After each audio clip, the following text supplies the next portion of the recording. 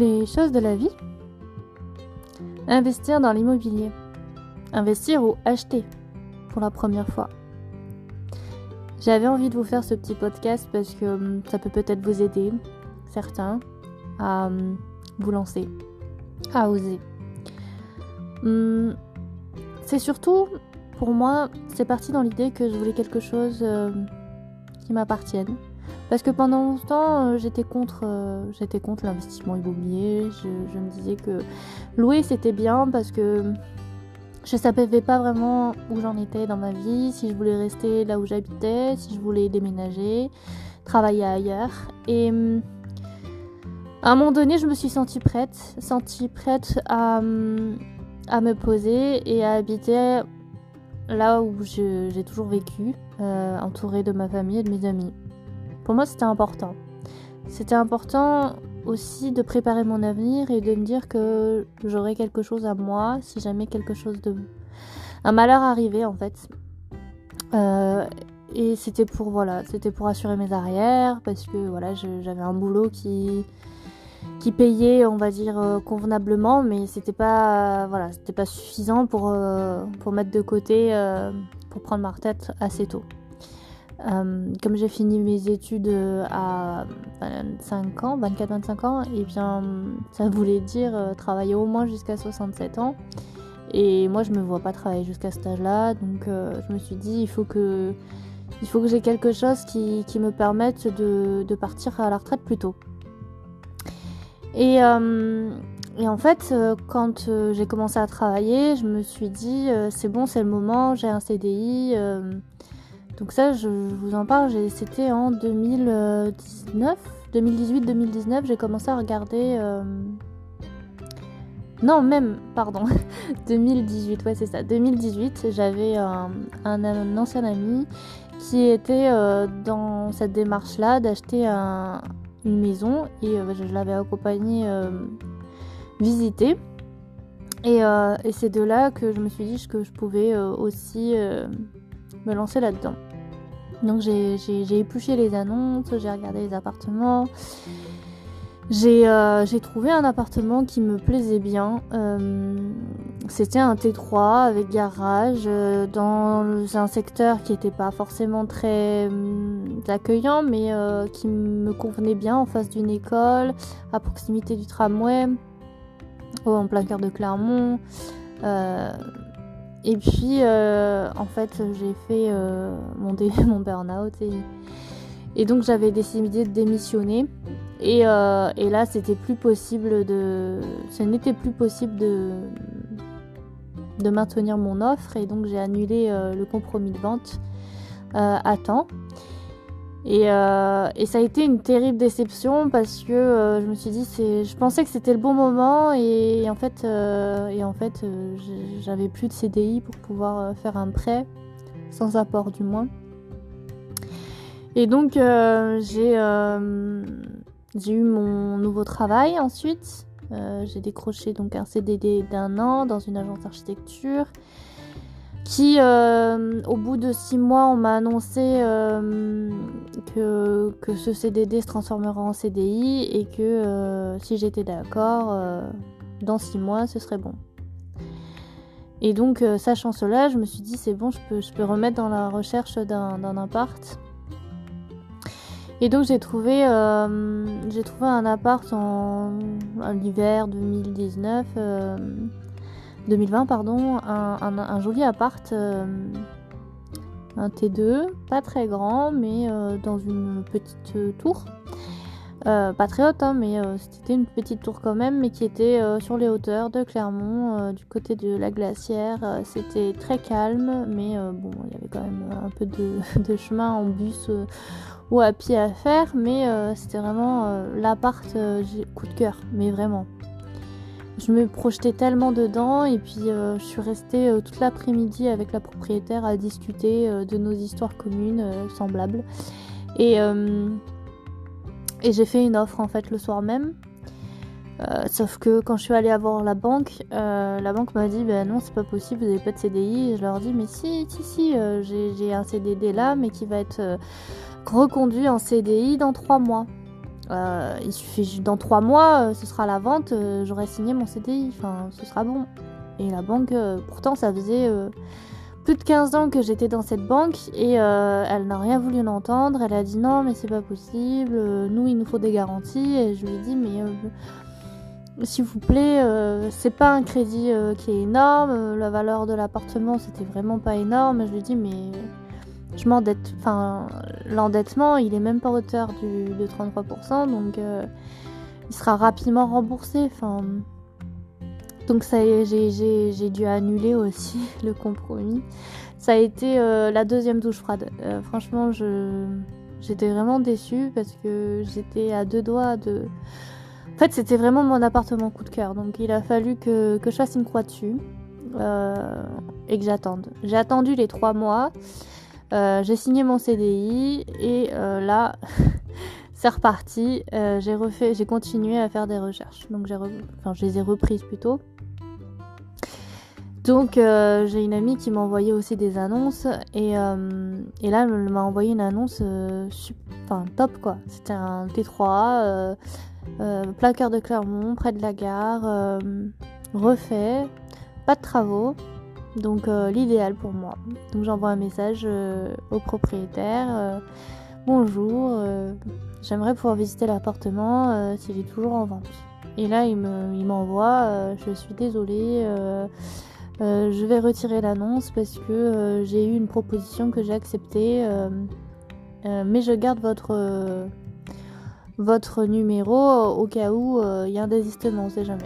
Donc moi je me suis dit tant pis, si ça doit pas se faire, c'est que ça doit pas se faire.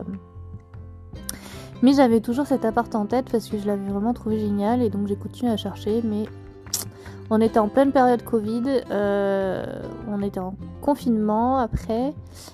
Et en mai, donc quand la veille de la fin du confinement, je vais sur le Bon Coin et qu'est-ce que je vois? L'annonce de l'appartement que je voulais visiter il y a 2 mois auparavant. Donc je recontacte la personne et je lui dis je comprends pas, je croyais que vous aviez trouvé un acheteur.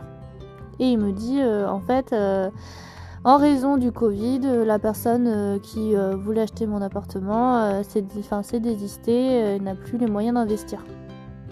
Donc moi je lui dis mais dans ma tête c'est génial, ok, quand est-ce que je peux le visiter?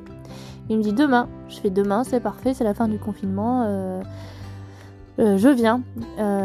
Donc j'y suis allée avec ma mère et mon ami et donc du coup il était vraiment top et j'ai vu qu'il y avait une autre visite aussi après moi et je me suis dit c'est pas possible, je peux pas laisser tomber, c'est un signe, si je peux à nouveau le visiter c'est que c'est le bon, j'avais eu un coup de cœur et donc le soir même je lui fais une offre au prix qu'il a accepté et c'était lancé.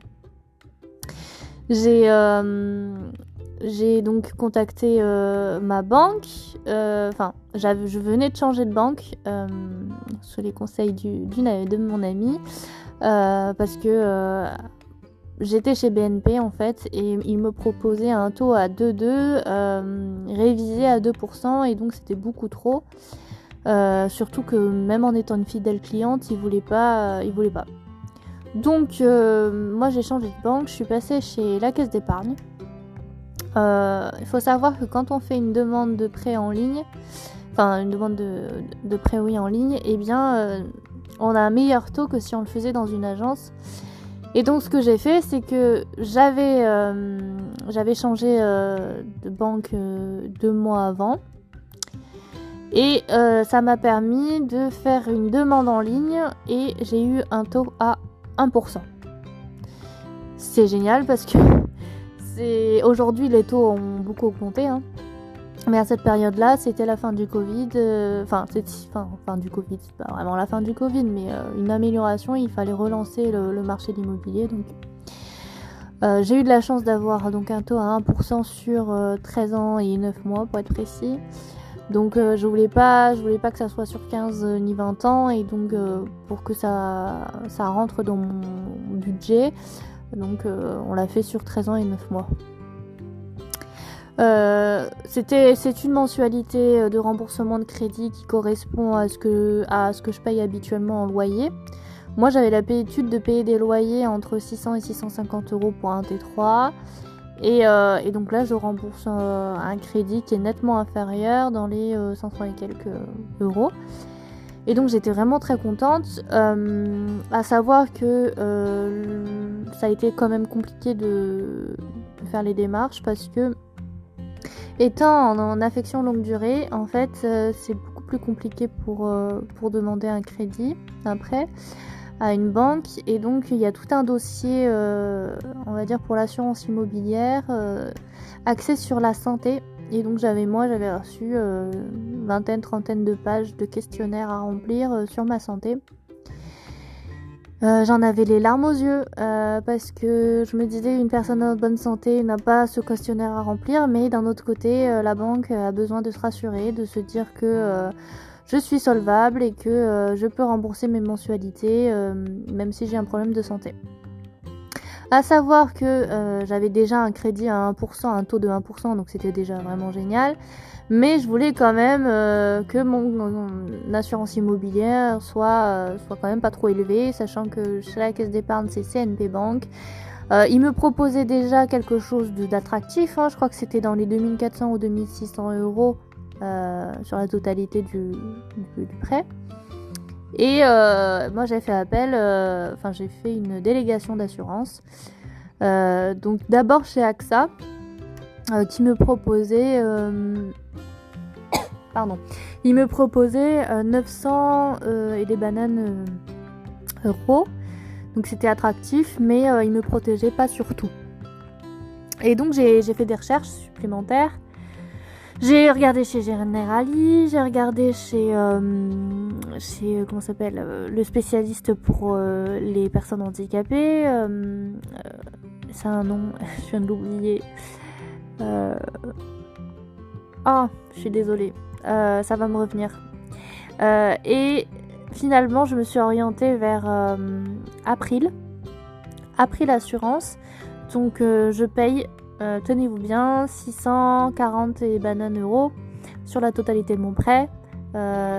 Franchement, j'ai réussi à diminuer de quasiment 2000 euros en fait par rapport à CNP Assurance.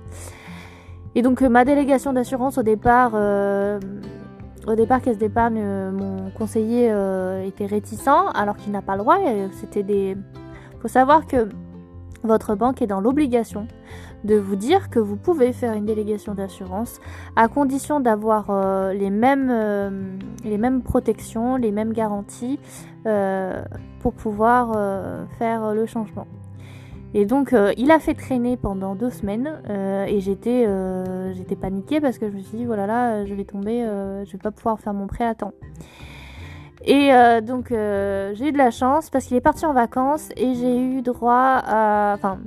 c'est sa remplaçante qui, quand je lui ai dit non mais il faut absolument faire la délégation d'assurance, je suis dans les règles, elle m'a dit ah mais oui, il n'y a pas de problème, je m'en charge tout de suite.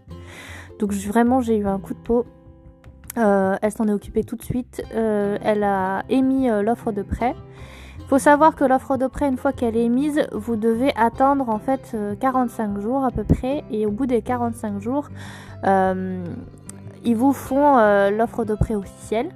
Ils vous l'envoient et il faut attendre le 10 jours. Et donc c'est le 11e jour que vous pouvez le signer. Donc j'ai attendu 10 jours à minuit. Et j'ai signé mon offre de prêt. Et ensuite, dans le même temps, en fait, quand j'attendais de pouvoir signer, j'ai demandé à ma conseillère, écoutez, il va falloir faire le déblocage de fonds pour telle date parce que j'ai rendez-vous avec le notaire pour la vente, en fait. Et elle m'a dit, pas de problème, je vous prépare les papiers à l'avance. Et quand vous ferez la demande, parce qu'il faut savoir que le 11e jour, quand vous signez les papiers, il faut faire une demande en fait de déblocage des fonds pour que la banque verse sur le compte du notaire la somme correspondant à l'appel de fonds. Et donc il faut 5 jours pour débloquer les fonds. Donc heureusement, quand j'ai signé le 11e jour mon offre de prêt, Ma conseillère avait déjà préparé les papiers, j'ai juste eu à les signer et à les envoyer. 5 jours après, la banque a débloqué les fonds et les a versés sur le compte du notaire. Et moi, j'avais un rendez-vous normalement, je crois que c'était autour du 16-17 septembre. Et j'ai eu de la chance de pouvoir le repousser au 22 septembre 2020 pour pouvoir signer et que les sous soient sur le compte. Donc voilà, je suis devenue propriétaire donc en septembre 2020, donc 3 mois après mon offre mon offre IMO. Donc au prix, j'étais ravie. Faut savoir que la banque était aussi très optimiste parce que j'avais mon CDI. J'avais une durée de remboursement de crédit qui était quand même raccourcie. Et je n'avais pas atteint mon taux d'endettement et surtout j'avais un apport de 30 000 €, ce qui a permis d'accélérer les démarches. Sinon ça aurait été beaucoup plus compliqué. Donc, en conseil, si vous décidez d'acheter un bien, que ce soit pour vous-même ou en investissement locatif, il faut savoir que il faut avant tout privilégier la localisation de votre bien.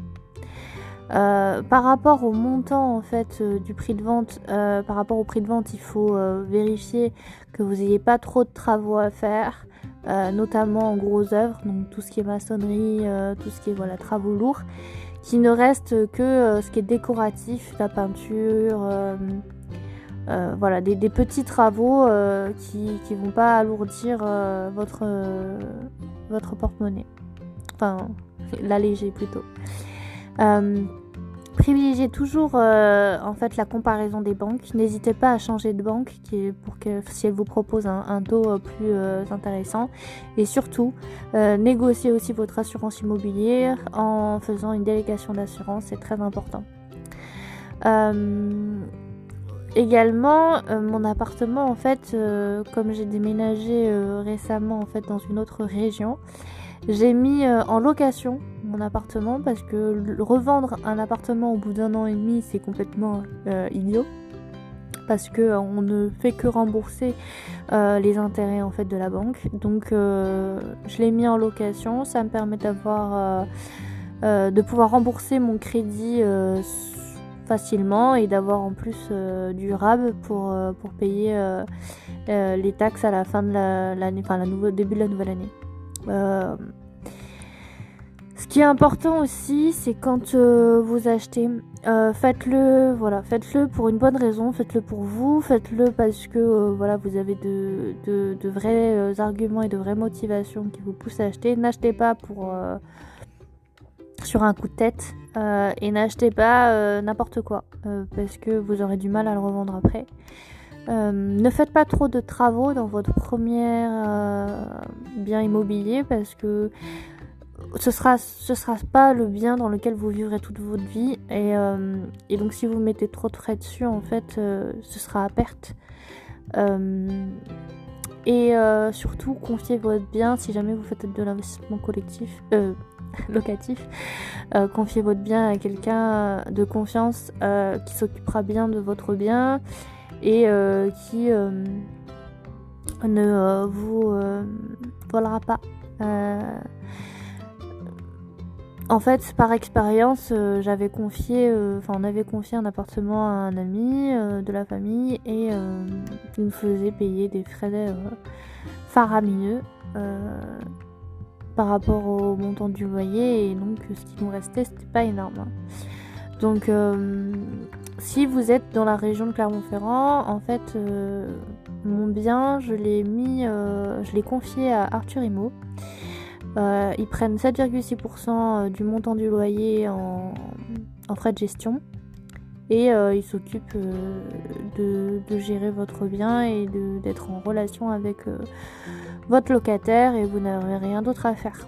Voilà, donc c'est important de pouvoir vous reposer sur quelqu'un qui est professionnel, tout simplement. Dans la suite, personnellement, j'aimerais continuer à investir. Pour l'instant, je mets de côté les frais de notaire Les frais d'agence et en fait j'aimerais acheter mon bien cash. D'ici 2 ans et demi, 3 ans, j'aimerais acheter un nouvel appartement là sur Metz, un petit studio pour le mettre en location et ça me permettra d'avoir des revenus passifs. Voilà, il faut être patient. Je vais mettre un peu de temps à économiser pour pouvoir acheter ce bien, mais je sais que je serais contente de l'avoir dans quelques années.